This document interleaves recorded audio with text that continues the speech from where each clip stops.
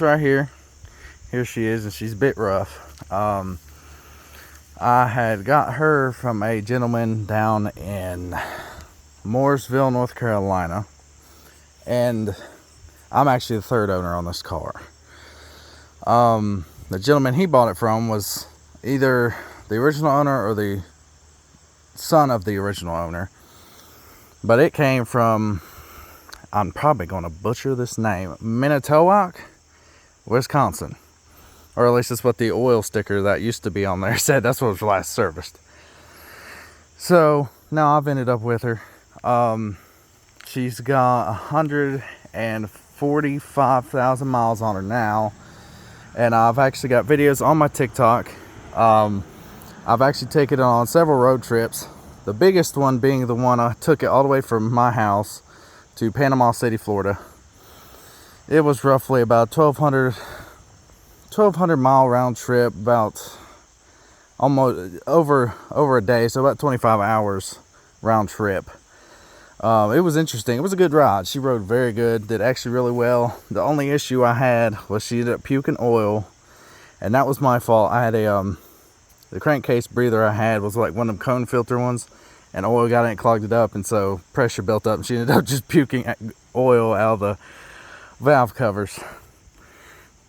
So other than that, she did really good. Now the motor in this car is a 472 big block. This is the last year the 472 was used.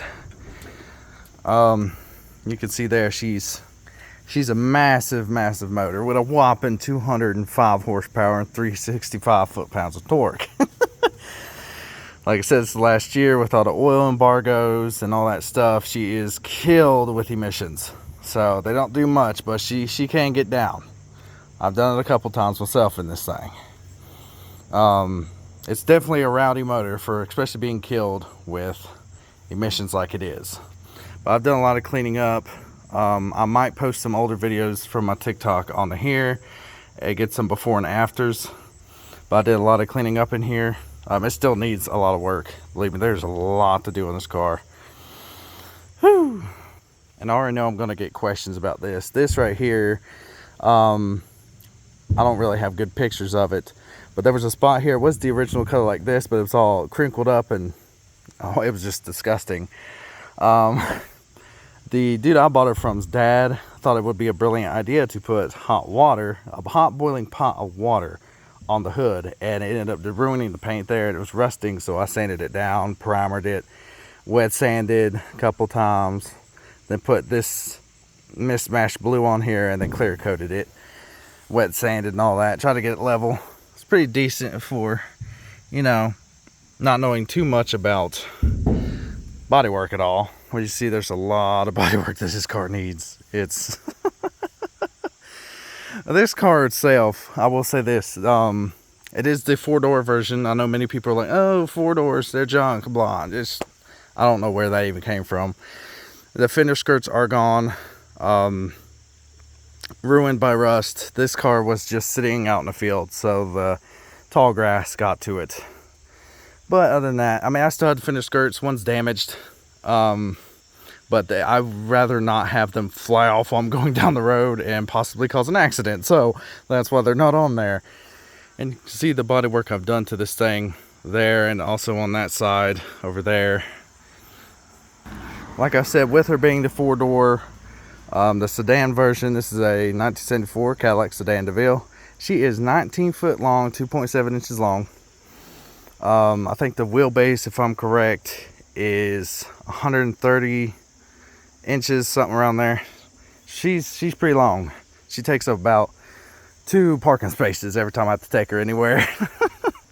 So here's the inside. I have the blue brocade interior. Interior is pretty decent on it. I mean, besides the seat there, the damage there, and the fact that there's no carpet. And yeah, that's just surface rust. It needs to be cleaned up and carpet put in and all that, which eventually I'll get to. I've got like so much other stuff. I have put LEDs in there and the little, I guess, opera lights they're called. Not really sure. That right there is the indicators for your backlights, so you can see in the rearview mirror if your backlights are out or not. So that's really helpful in these cars. And there's something in this car I don't think I've ever heard of being in here, but it's the coolest thing in there. How many of you have seen trailer brakes in one of these? I mean, they probably had them. The dude that I bought it from used it on camping trips and stuff, and they actually hauled a, I think he said it was a 30-foot trailer on it. That button right there's my horn, which doesn't work. The battery's dead. I need a new battery. I'm in the process of fixing the fuel line. There's all the gadgets, and this actually has automatic headlights. So when it turns dusk, it'll actually cut on the headlights. You see your headlight control there. Climate control, which doesn't work. All that there. You got your cruise control, which doesn't work. I need to work on it. And down here, it's got the locks for the doors. It actually has window locks. And that's my mirror adjuster there. All power everything. Power seats, power windows, power locks.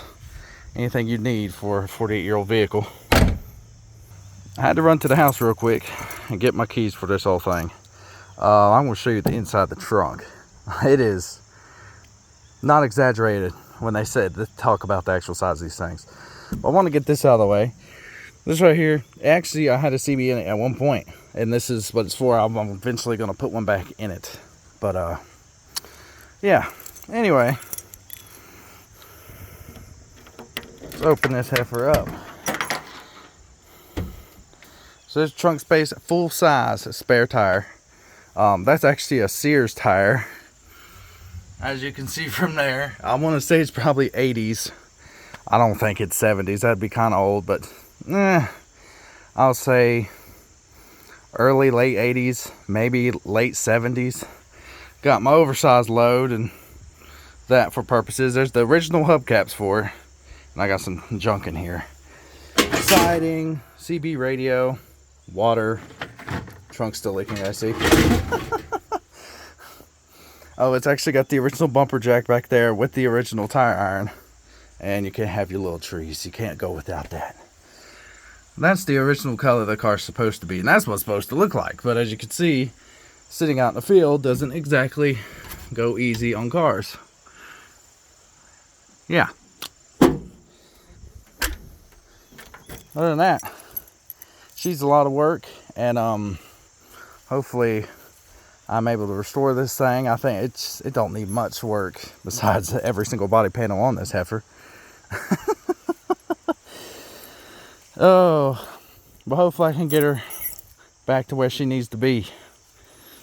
Oh yeah, and how many of y'all have seen a Cadillac with a bug catcher on the front? It came with that when I bought it. I've had it on ever since. Well, actually I took it off for a short period, then I put it back on. There's my 1974 license plate on it. I found that at an antique shop. I put the 1974 stickers on the bottom.